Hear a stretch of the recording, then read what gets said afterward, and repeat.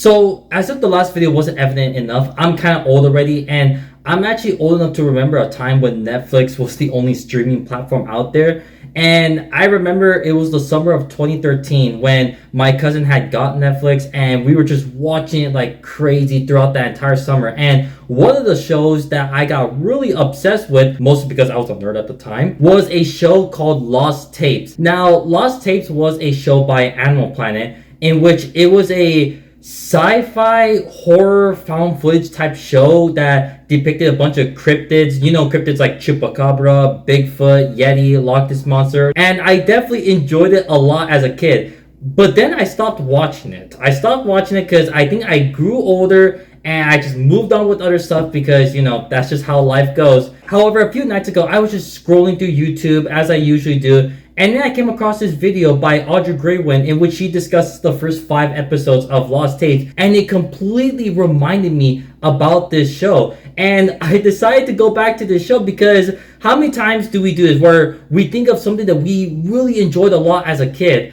and we go back and we enjoy it still as an adult? Well, I decided to go back to watch this show again as an adult this time since, you know, I watched it when I was a kid, and I gotta say, the show actually doesn't hold up that well. It's honestly not that scary, and there is so many things wrong with it. Like, you can clearly tell that it's very low budget, and the acting is freaking terrible. And that's saying a lot from me, okay? But despite that, I still found myself loving this show, and I decided, you know what? Why not make a video talking about this show? But then I realized that there was a problem. The problem was I didn't want to discuss every single episode in one video, or I didn't even want to like split the season into each own episode, or even do like 5 episodes like how Audrey Graywin was doing, because that would be directly copying her format. So I decided I'm going to start this new series where I review one episode from whatever show I decide I want to review, and I'm going to keep it at 1 episode just because I don't really like making my videos super long. The last few videos have been kind of long, and I kind of want to stray away from that right there. I kind of want to make those more special occasions. So we're going to make it just 1 episode, and also give me more content to make. So here we go. The first episode of our Lost Tapes series, which starts off with Lost Tapes, Chupacabra. On October 3rd, 2008, during the time of world peace and economic hardships, Lost Tapes premiered with its first episode on the Chupacabra. I will say, I do actually like how this episode starts. It starts with reports on the Chupacabra, which it kind of builds this fear factor and this like huge like mythos around the Chupacabra. There may have been another Chupacabra sighting not too far from here. That's the mysterious animal known for sucking the blood out of goats. The animal-killing, blood-sucking Chupacabra. A beast sometimes described as an alien-like creature, resembling a griffin. Farm animals have been killed and drained of their blood by a mysterious creature. However, that kind of goes against it if you know exactly what the Chupacabra is going into this episode, or once you find out what it actually is later on in this episode, which I'll get to that in a bit and how exactly it actually hurts this episode. So we start with the Ramirez family, who are celebrating the birthday of this little girl named Ava, and they give her 2 gifts, a video camera and a coyote smuggler to smuggle them across the border.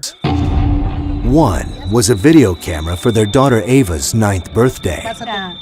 The second gift was a letter stating that a coyote had been hired to smuggle them across the border. The journey was more dangerous than anyone could have imagined. Yeah, that's not a good idea. Tenemos a alguien pagado. Mija, we're going to the United States. We're going to the United States. Wait, did he just speak to her in English? Does anyone want to explain why he did that? Keep in mind, Ava does not speak any English throughout this entire episode. She doesn't even hint at the fact that she knows any English. So it's so weird that her dad would actually speak to her in English in that scene. Well, maybe she's a prodigy and she learns languages the same way Starfighter learns languages in Teen Titans. Carlos, a mí me da mucho pendiente. He visto tantas cosas en la televisión. Nearly 2,000 people died along the border between 1998 and 2004. Okay, so this is where the first major flaw with the episode comes into play, and this happens in every episode, where they show random facts about either the monster or the location that they are in. And sometimes some of these facts could be interesting, especially when it's about the monster, but sometimes they would just tell random facts about the location that they're in. In this episode, it's specifically about border crossings and the desert, and quite honestly, it just takes away from the atmosphere of the monster. It just doesn't work in this situation, and sometimes they repeat these facts. So this is the first time where this happens. What if I told you this happens in total 7 times throughout this episode? This is a 21-minute episode, by the way. 7 times it happens where they cut away to just these random facts about either the monster, border crossings, or the desert. They just cut to random facts, and sometimes it'll happen during really intense situation where there's a climax building up, and then boom, it just cuts away to this random fact. It's like, why? Just let the climax happen. Just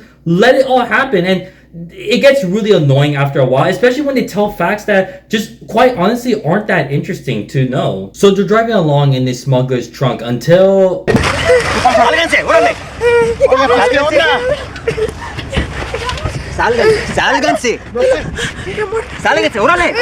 Wow, this smuggler just takes their money and then leaves them in the middle of the desert to die? What an a-hole. No, okay.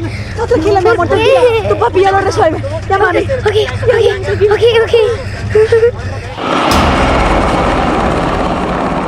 Since the U.S. Border Patrol intensified its efforts. Okay, again, it's telling us facts about the border and border crossings and all that right there, but I just simply don't care about that. I just simply don't care. I want to focus on the monster, since that's what this whole episode, this whole show about. It's about the monster and these cryptids.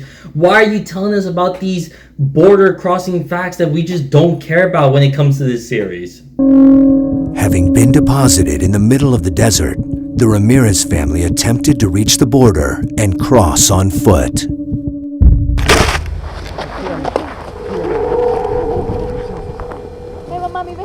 This girl almost left the camera out there in the middle of the desert. Your parents paid good money for that camera. You're just gonna leave it? What the heck?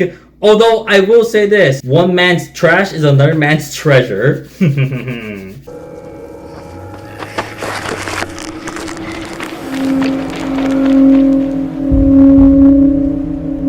Dude, we just saw some facts about the border, and now you're telling us facts about the desert? This is kind of the one thing I have against this show, because it's one of those types of show where it's so bad that it's good, where you just kind of fall in love with the bad acting, the low budget, and all that right there. But this is the one thing that I legitimately don't like, is when they just start telling you random facts about border crossings or the desert when it comes to this specific episode. And it's just like, we don't care about that. And remember, I told you earlier, there were 7 of these, and we barely just got through 3 of them, meaning there's gonna be 4 more that come up in this episode that just tell you this random facts that you just don't care about. Cuidado. Llegamos a los Estados Unidos.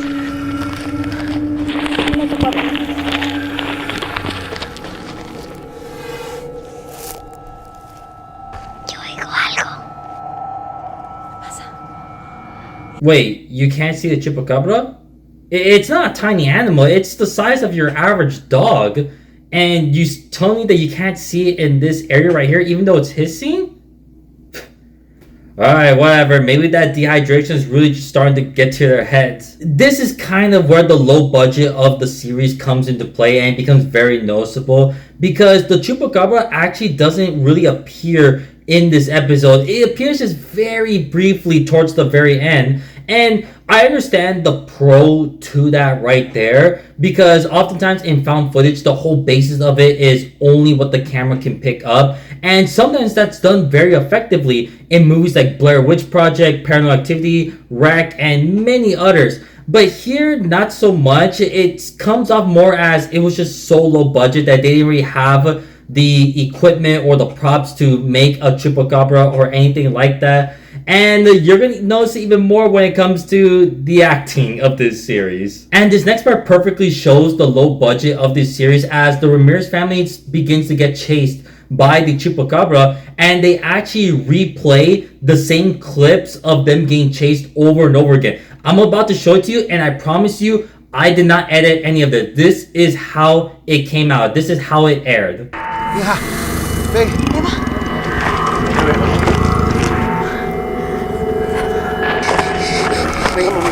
Mami.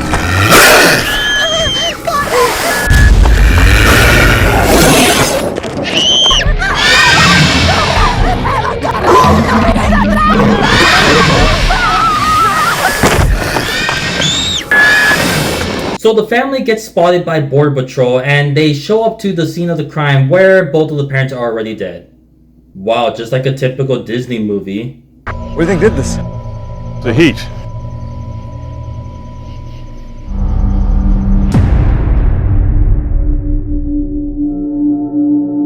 Oh my goodness, we just saw facts about the desert. Why are you telling us more facts about the desert? I'm telling you, this gets so annoying. And this is actually something that I forgot to mention earlier, and that sometimes they repeat the same facts over and over again. It's like, dude, we just saw them earlier. Why are you telling us these facts again?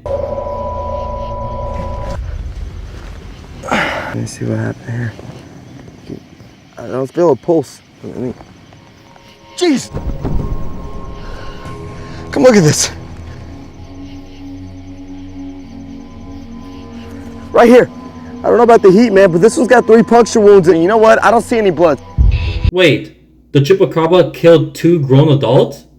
You're telling me this dog took down 2 grown adults? Oh, but they left the little girl alone, though. This is Animal Planet. We can't kill our target audience. And this is definitely when the bad acting becomes noticeable, especially by this Border Patrol agent, because yeah, he didn't exactly bring his A game to this shoot, did he?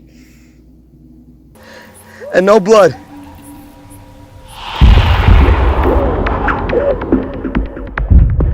Oh my gosh, you gotta be kidding me. More facts. Although I will say these facts are about the actual monster in question, which I've found that throughout this series, that's typically the only times when these facts that they cut to are actually interesting, is when they actually talk about the actual monster. But then they start talking about the Chupacabra and bats, and it's just like, if you're gonna tell us facts, just tell us about the monster. Don't tell us about anything else. Like, that's the only thing we care about. And this is when they cut to a section in every episode called Revelations, where they try to speculate as to what exactly the monster is.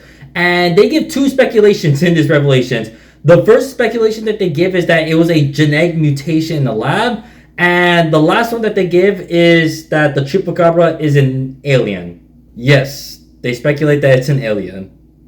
In Puerto Rico, some believe the Chupacabra is the product of a genetic experiment by a secret U.S. agency. According to this theory, the creatures escaped when the government laboratory at El Yunque Mountain was damaged during a severe storm in the early 1990s. Others speculate that Chupacabra are alien creatures. On occasion, there have been UFO sightings at the same location as Chupacabra attacks. Ah, well, the Chupacabra's gotta come from somewhere at least. So the Border Patrol eventually find Ava in the bushes. There's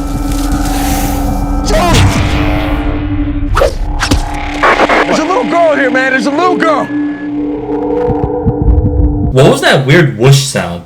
That whoosh sound kind of sounds similar to the whoosh sound that the original Power Rangers would make. You know, I've always liked it when movies and TV shows just put these weird sound effects to everyday things that we do in their shows or movies, and it always just fascinates me, because it's one of the things where it's like, you know, you don't have to put that whoosh sound in there, whether if it's, you know, someone like moving super fast like this and then you hear like the whoosh sound, or whether if it's someone like drinking a beer and then when they put their cup down you can hear like the liquid go to the bottom of the can sometimes. I don't know, I've always just found it so weird how some studios decide to put that sound effect in there. It's just really weird. What is she saying? She's dying. I need to go out. She's Okay, that she's upset. saying, she didn't want you to leave, but she's saying it, whatever it is out there. That's what she's saying.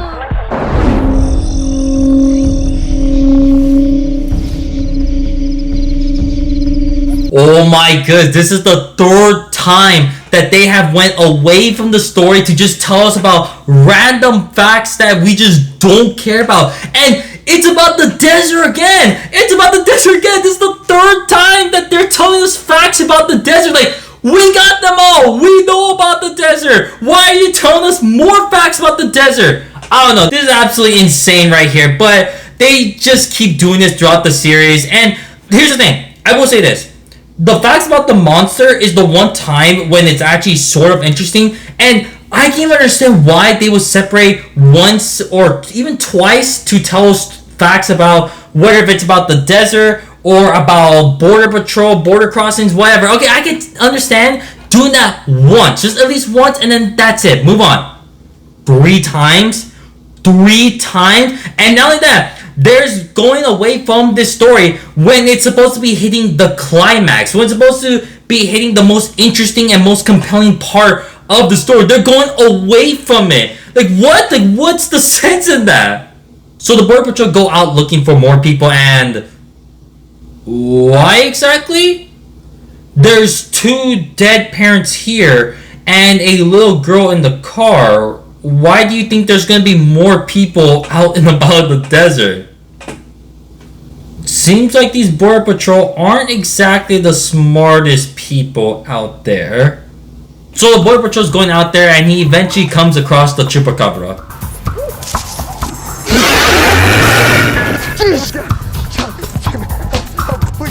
What's your name? Eva. Eva. Pretty friend there. Puerco. Puerco. Oh, everything's gonna be all right. You and Puerco.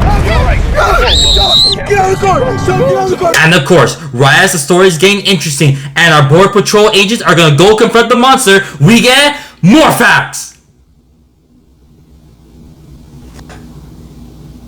You know, I decided to just do a count on what was the subject each time the show would cut away to facts, and I came away with 3 times the facts were about the Chupacabra, 3 times the facts were about the desert, and 1 time the facts were about border crossings. Clearly this show has its priorities in check. But I will say this is where the lack of fear factor comes into play for the Chupacabra, and I guess that does kind of explain the bad acting from that one Border Patrol agent, because if it's not believable that the monster itself is scary, you're not exactly going to give the best performance out there because it's not that believable. It kind of reminds me of the "somehow Palpatine has returned" line from The Rise of Skywalker. And it confirms the worst. Somehow Palpatine returned. The line was just so terrible that there was no way the actor can actually sell the line. So the Border Patrol are looking through the desert and they come across some bushes and they actually get into a gunfight with the Chupacabra. Like nothing I never heard before, man.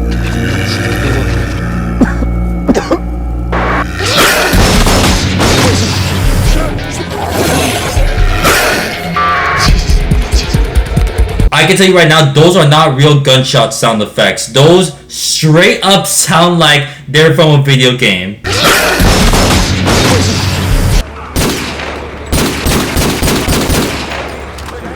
Okay, Private Allen, we don't have all day. Get in the pit. And the episode finally ends with the Border Patrol surviving and accepting that it was probably the Chupacabra, with Eva going back to her grandmother in Mexico. Any creature. To this day, Agents Valentine and Santino refuse to discuss the incident. Eva Ramirez was returned to her grandmother in Mexico, plagued by nightmares of a creature that science still refuses to recognize. But like so many other witnesses, for Eva, it was all too real. No! They don't live among us! There's no way a tiny dog like this is taking down 2 grown adults, make another grown adult nearly piss himself. Oh, but the small child lives though, okay? But that's it. That's it for this first episode of my dive into this series. Thank you guys so much for watching, and remember, do not drop your camera off in the desert. Don't let somebody take your money and drop you off in the desert. If you're filming an important action scene and it's the most important scene in the movie, always make sure to cut away to just tell random facts and do not cross the border illegally. Oh, whoops.